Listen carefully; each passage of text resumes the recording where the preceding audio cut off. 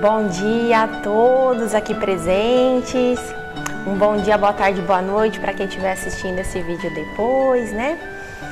Hoje a gente vai dar seguimento no estudo do livro No Mundo Maior.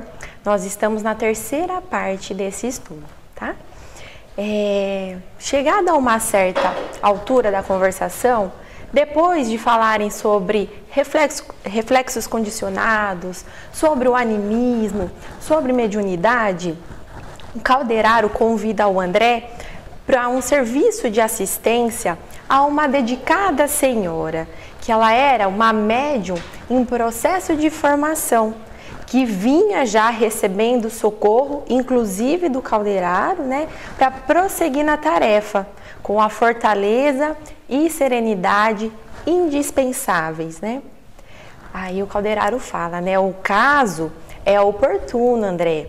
Observarás comigo os obstáculos criados pela tese animista. Então, o André e o Calderaro chegam em uma casa espírita, onde se encontravam 11 pessoas encarnadas, né? E várias entidades desencarnadas. Veio ao encontro deles um cooperador daquele trabalho, né, de desenvolvimento mediúnico, e André nos conta um pouco sobre esse benfeitor, né? Ele havia sido médico, ele desencarnou antes de concretizar velhos planos de assistência fraternal aos seus inumeráveis doentes pobres. Ele guardava a alegria de uma consciência tranquila, espalhou o bem quanto lhe foi possível. Contudo, enxergando a possibilidade de fazer algo a mais, né, lá na erraticidade, lá no plano espiritual, ele recebeu a permissão para cooperar naquele trabalho, né, daquele reduzido grupo de amigos, com o objetivo de efetuar plano de socorro aos enfermos desamparados. O intercâmbio com os desencarnados não transformaria os homens em anjos de um dia para o outro, mas poderia ajudá-los a ser criaturas melhores, né? Impossível cooperar no aprimoramento da sociedade terrestre, incentivando-se a prática do bem e a devoção à fraternidade. Acho que eu falei uma coisa errada, deixa eu falar de novo aqui. Entretanto, era válido cooperar no aprimoramento da sociedade terrestre, incentivando-se a prática do bem e a devoção da fraternidade, né? Essa frase aqui, pessoal, me fez lembrar de quando o instrutor Eusébio, nesse próprio livro aqui, No Mundo Maior, lá no capítulo 2, quando ele está fazendo a preleção dele, ele fala uma frase muito importante para a gente, né? Considereis a necessidade de integração no dever de cada dia. Impossível é progredir no século sem atender às obrigações da hora, né? Então, essa frase, pessoal, ela nos traz duas coisas, né? Primeiro, a nossa responsabilidade, né, que é intransferível. Cada um de nós somos responsáveis pela nossa própria evolução, né? E também a urgência do nosso despertar para as oportunidades do dia a dia, né? Deus sempre vai nos trazer aquilo que a gente precisa, né?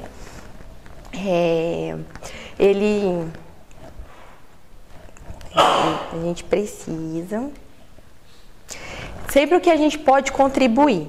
Por isso que é importante a gente ter a fé para a gente poder mudar a nossa lente, né? Em vez de a gente enxergar dificuldade, a gente enxerga oportunidade, né?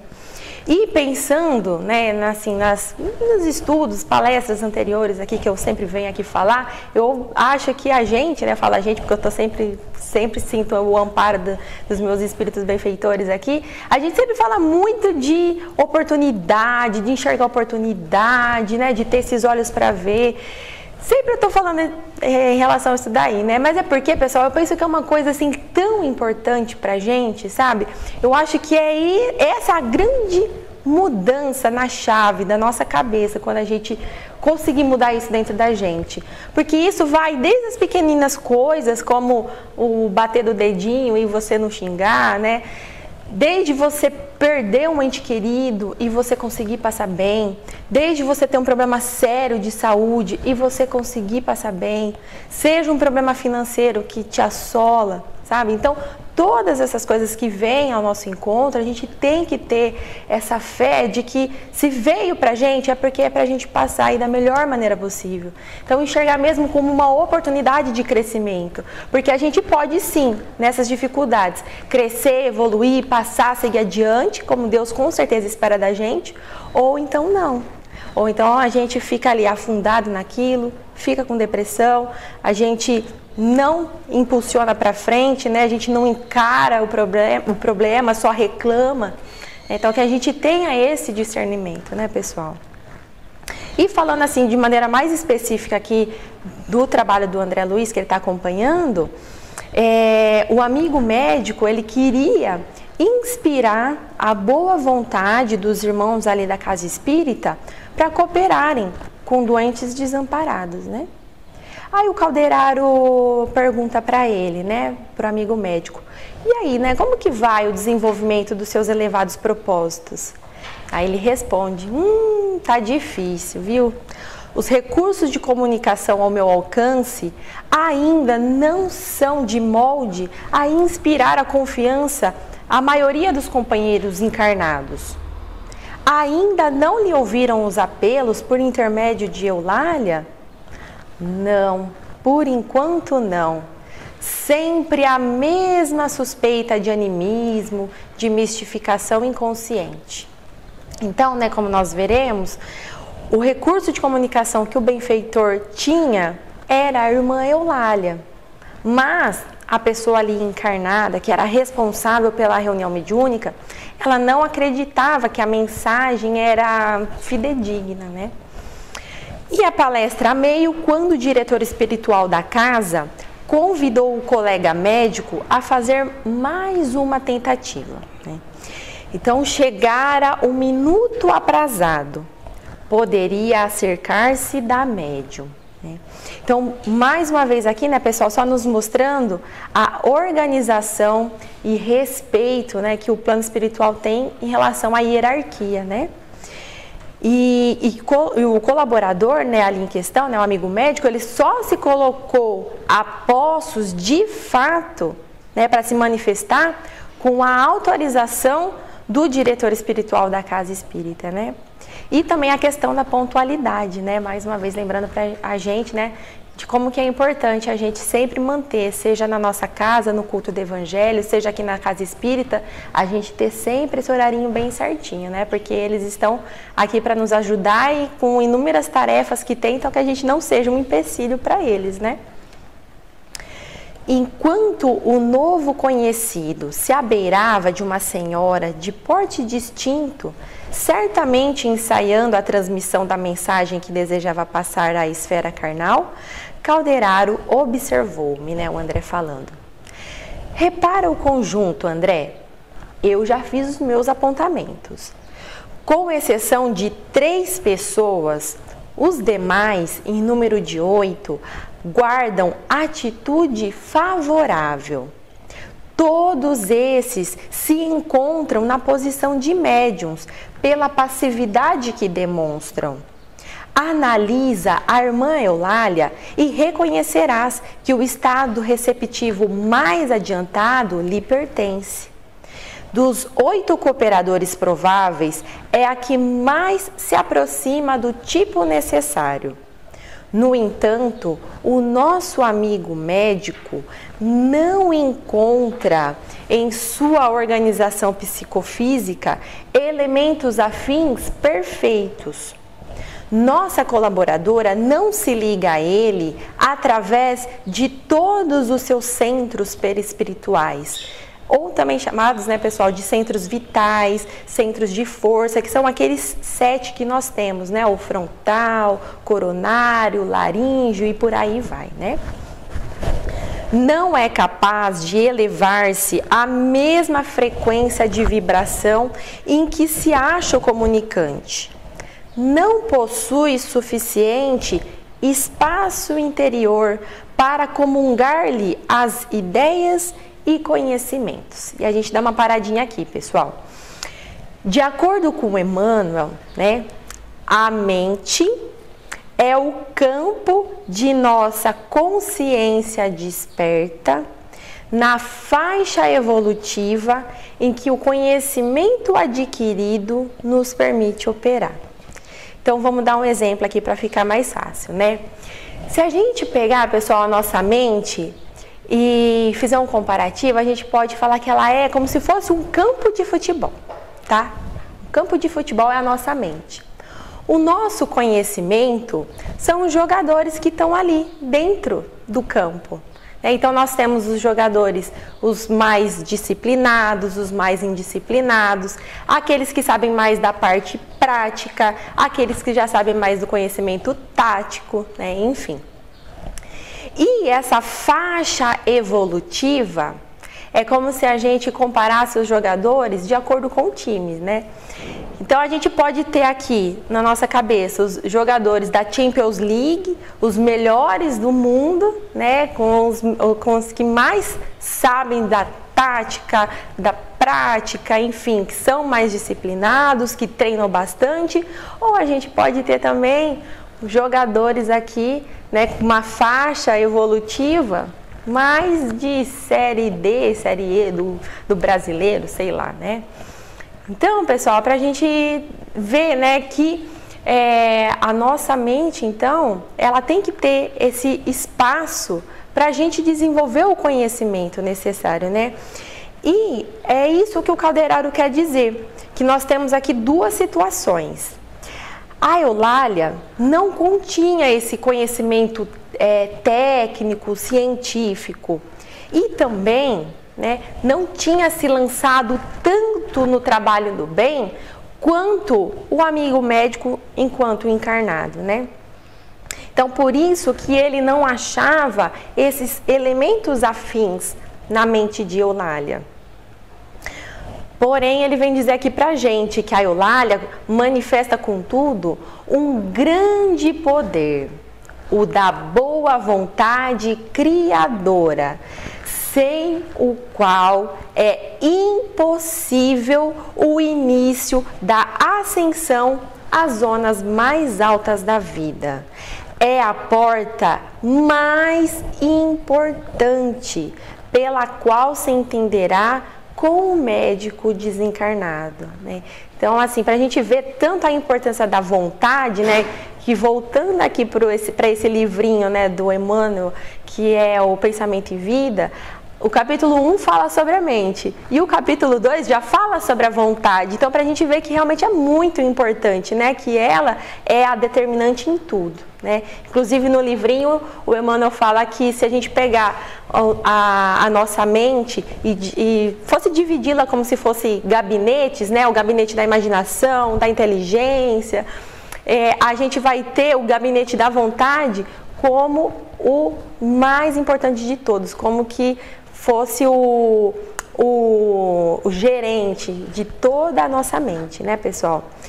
Então, a gente vai ver que a Eulália, ela não era perfeita, ela não tinha, assim, grandes conhecimentos, mas era munida da boa vontade que o médico precisava ali, né? Ela queria servir, ela queria ser útil, e isso bastava ali naquele trabalho, né? Já o médico comunicante, né, para ele conseguir passar essa mensagem para médium, ele precisava ter humildade, né? Pois ele não divulga o nome dele, não fala que era o médico de tal especialidade, né? Porque ele deveria ser famoso, até por conta desse trabalho de ajudar as pessoas, né? Um trabalho que ele já tinha de ajudar as pessoas, ele era uma pessoa muito boa. Mas ele não usa esse artifício para conseguir atingir o objetivo dele ali naquele trabalho. Ele tinha acesso a um extenso vocabulário, mas ele usa as palavras mais simples.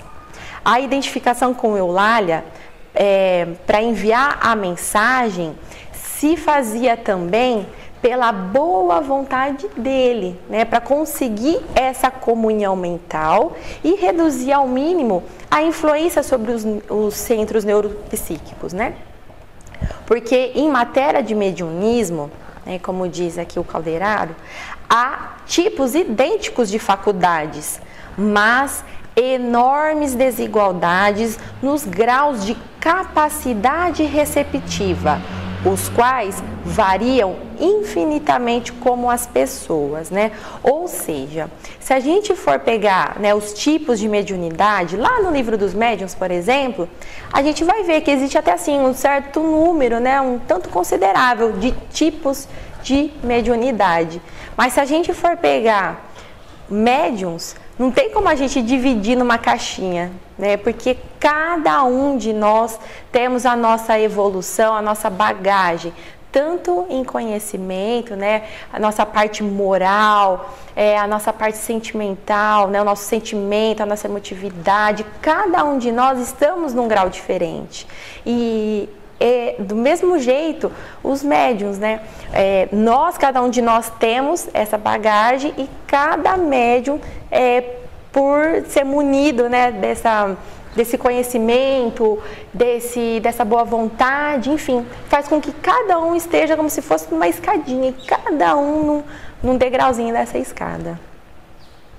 Depois de um tempo, né, o Calderaro continua a explicação. Não nos esqueça que formamos agora uma equipe de trabalhadores em ação experimental. Nem o provável comunicante chegou a concretizar as bases de seu projeto e nem a médium conseguiu ainda suficiente clareza e permeabilidade para cooperar com ele. Num terreno de atividades definidas, poderíamos agir à vontade. Aqui não.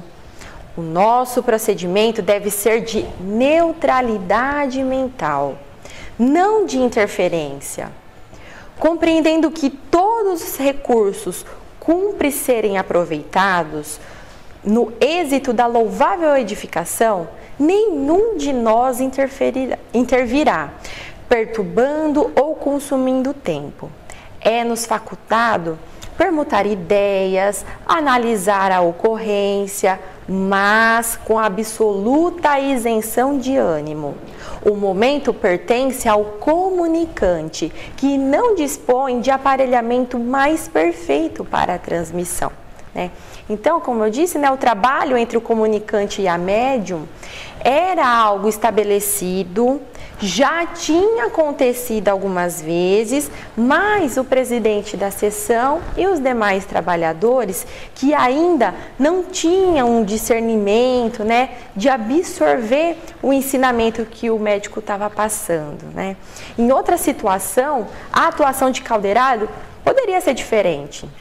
Ele poderia ter mais ação, influenciar, ajudar de maneira mais direta, né? Enfim, mas não era o caso. Ainda eram necessários ajustes, os quais Calderaro não poderia interferir, né? Então, cabia somente a observação, anotações perante o caso, e é o que justamente o André Luiz faz aqui pra gente, né? Ele olha a entidade que queria comunicar, vê a concentração dele, né, para ter assim as melhores condições, as mais favoráveis possíveis para passar a comunicação, né? Anota as particularidades, né, disse o Calderaro. Todos os companheiros em posição receptiva estão absorvendo a emissão mental do comunicante, cada qual a seu modo. Aí o André Luiz fala, né? Circulei a mesa e vi que os raios de força positiva do mensageiro efetivamente incidiam sobre 8 pessoas.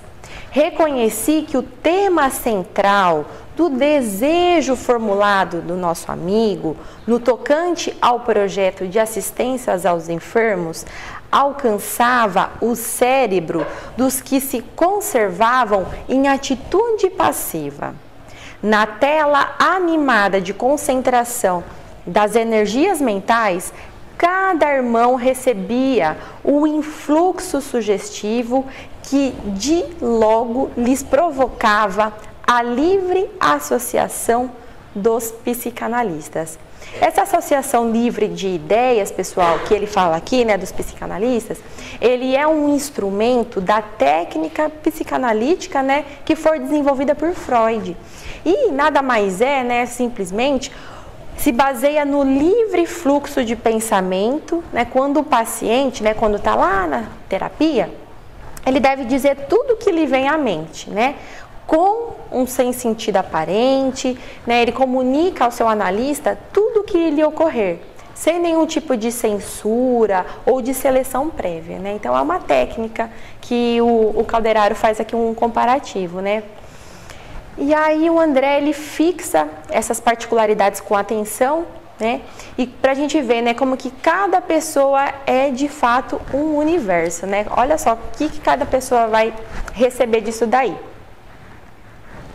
Ao receber a emissão das forças, né, desse trabalhador do bem, a gente vai ter aqui 7 pessoas, né, que o André vai falar. Um cavalheiro recordou comovente paisagem de hospital.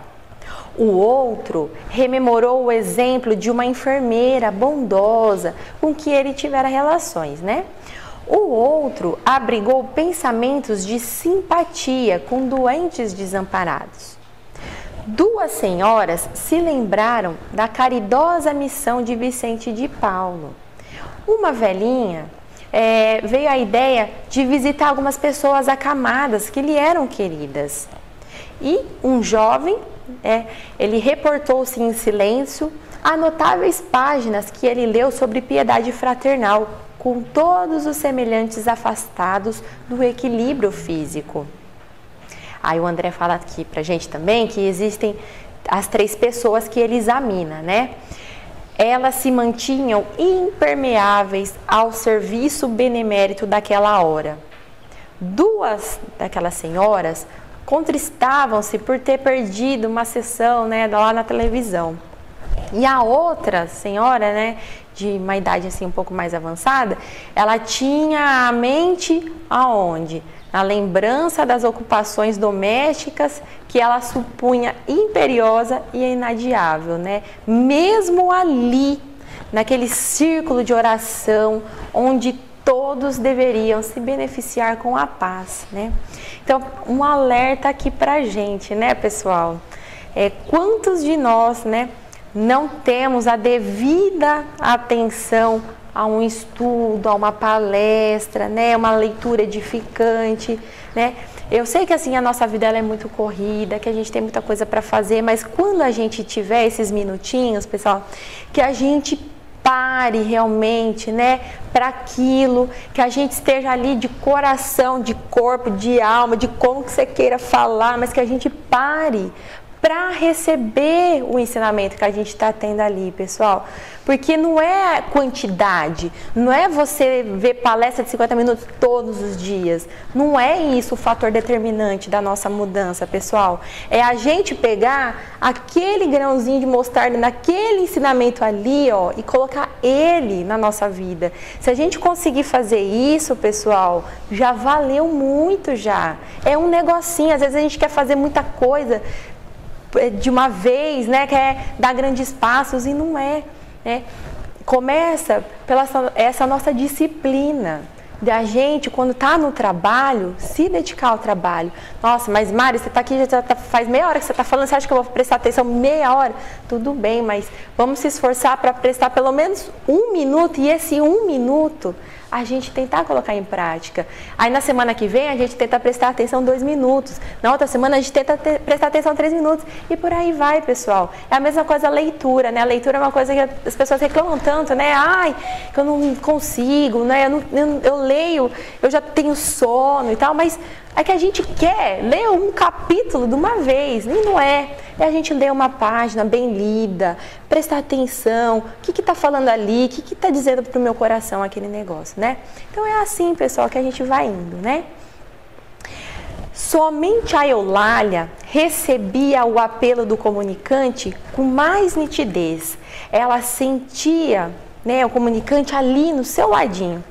envolvia-se nos seus pensamentos, possuía não só receptividade, mas também a boa disposição para servi-lo. E aí, decorridos alguns minutos, né, de expectativa, daquele preparo silencioso, a mão da médium, orientada pelo médico e movida em cooperação com os estímulos psicofísicos da intermediária, ela começou a escrever. E aí André acompanha a cena com interesse. E essa mensagem que foi escrita, pessoal, a gente vai ver então na semana que vem, no nosso próximo estudo. A gente vai estar terminando aqui o capítulo, vai estar fazendo a quarta parte, tá certo?